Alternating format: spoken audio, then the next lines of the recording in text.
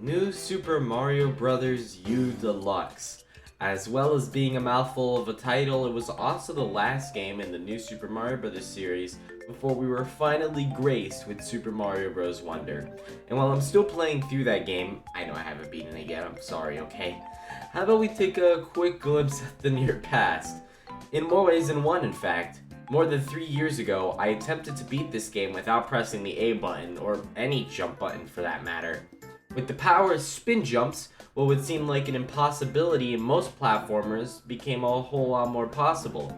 As for whether I was able to beat the game, I won't say because that would defeat the whole point of this video, but it's about time that I remake that original video into something that fits my channel's current standards a bit better. Though, funnily enough, that video was actually a remake of a series from 5 years ago, which is actually insane. I try not to think about that too hard. So this is actually the second remake of this challenge. Anyway, enough rambling. Let's see if it is possible to beat New Super Mario Bros. U Deluxe without pressing A.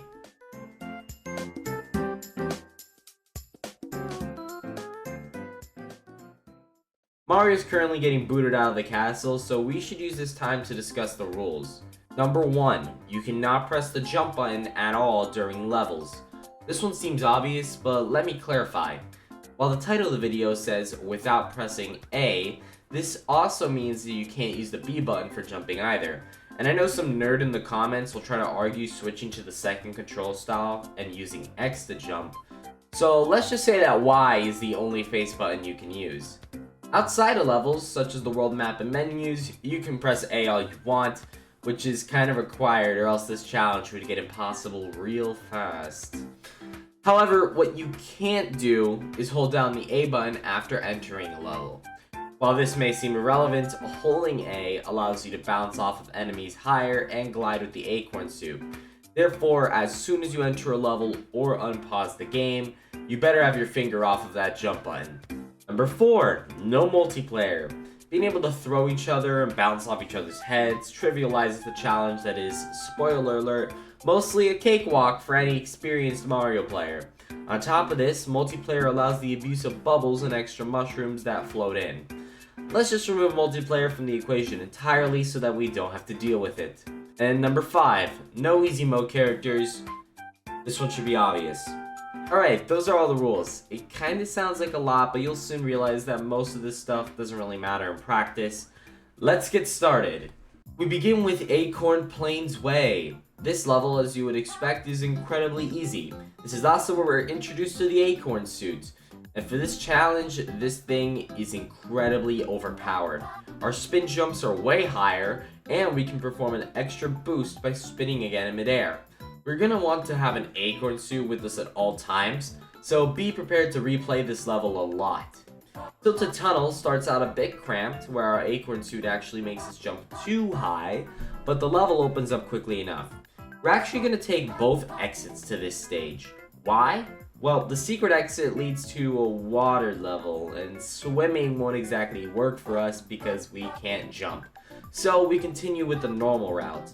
By the way, we're going to attempt every toad else we find because extra items are always helpful. Crushing Cog's tower is pretty easy, all things considered, as long as you have the acorn suit. Otherwise, it's impossible. Boom Boom is easy as well, and while the acorn suit of course makes the fight much easier, you don't actually need it to complete the fight, so don't worry if you take damage. Also, this acorn on the world map is great because if we die in a level requiring an acorn suit after the checkpoint, we won't have to replay both 1-1 and that level from the very beginning.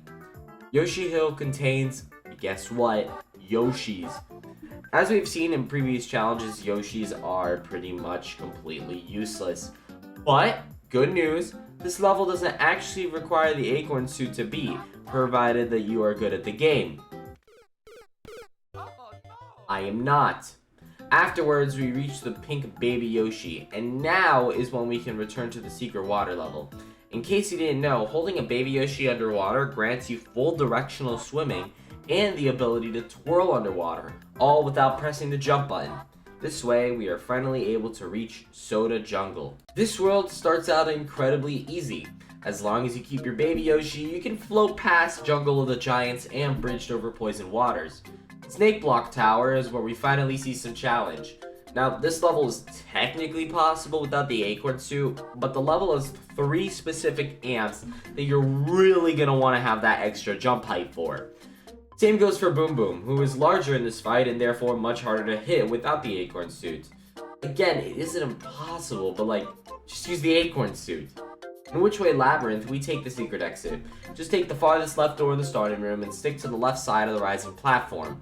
Something I didn't even know you could do before was get both the pink baby Yoshi and the yellow one you find to the end, which is pretty neat and grants you an extra life. With the pink baby Yoshi, or the acorn suit on its own to a lesser extent, Flight of the Parabeetles is incredibly easy. Not really any challenges here, meaning that we can continue to meringue clouds, whose pronunciation I only just learned after almost 12 years. Land of the Flying Blocks is where we unfortunately have to give up our baby Yoshi. The moving cloud plus the low-hanging pipes and walls of water wings all prevent us from continuing with it. If it makes you feel any better though, the level is completable past the checkpoint without the acorn suit. You can grab another one partway through the second half of the stage, so yay? I chose Switchback Hill on the split path, but it doesn't really matter since both stages are pretty straightforward. Hell, I was able to speed through Switchback Hill in less than a minute. But then we reach Slide Lift Tower. If you were hoping for a challenge, this is probably where you'll find it.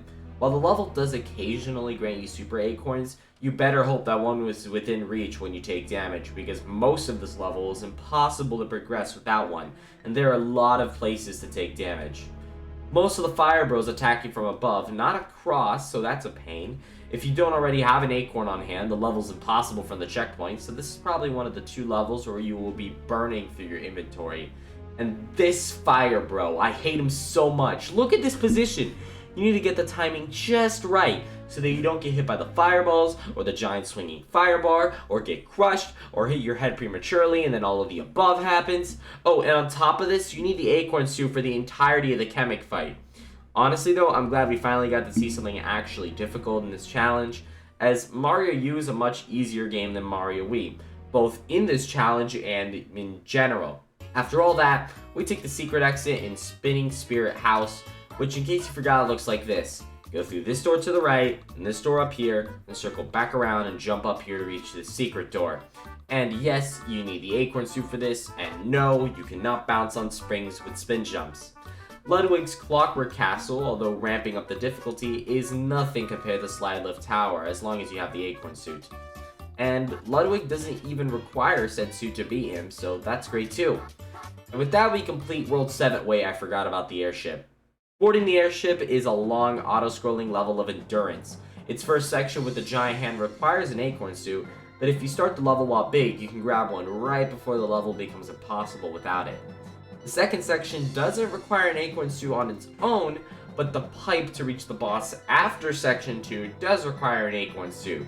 So you can either reach the second checkpoint, wait out the timer until you die, and then use the acorn suit from your inventory, or you can just complete section 2 with an acorn suit, which is what I did. For the boss fight against Bowser Jr., you will really want the acorn suit, that you can still beat the boss without it. It's just, do you really want to be spin jumping on bob-ombs in order to dodge these attacks? Okay, now we have completed World 7. Peach's Castle is a pretty short world, but that doesn't mean it is without its challenges. Meteor mode is actually pretty hard, because we're going for the secret exit, meaning that we need the acorn suit so that we can jump high enough to reach the pipe at the end. And, well, a power-up that makes you spin jump near the top of the screen can be a little dangerous when meteors randomly fall down from the top of the screen. Unlike in Super Mario Bros. Wii, where the meteors fell in bunches denoted by the volcanoes in the background, this stage just has them fall completely randomly. What fun! Luckily, when you do reach the secret exit, man, that background is so freaking awesome. Firefall Cliffs is much easier.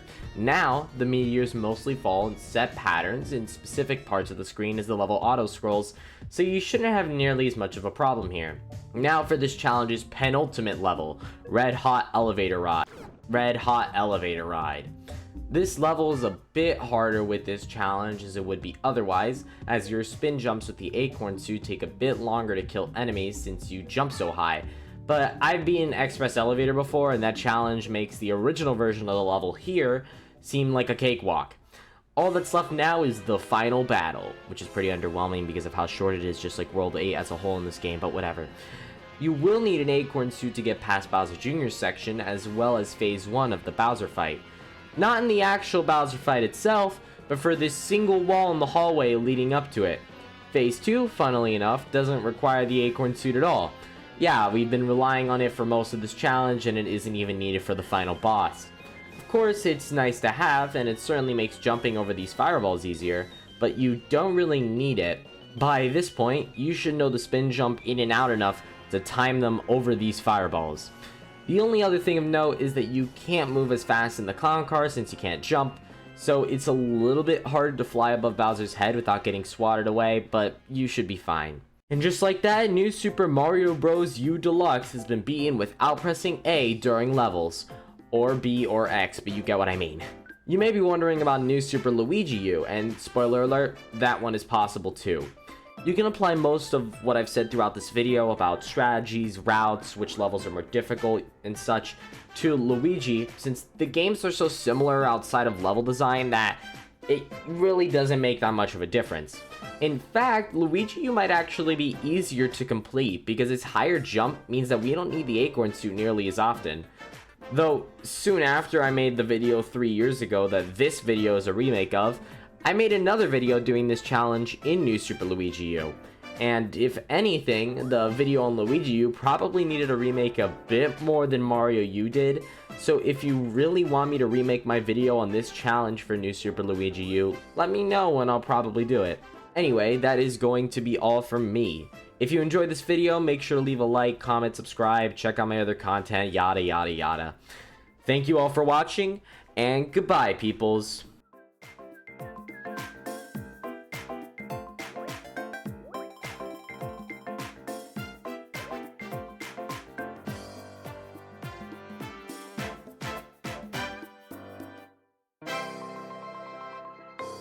Mario,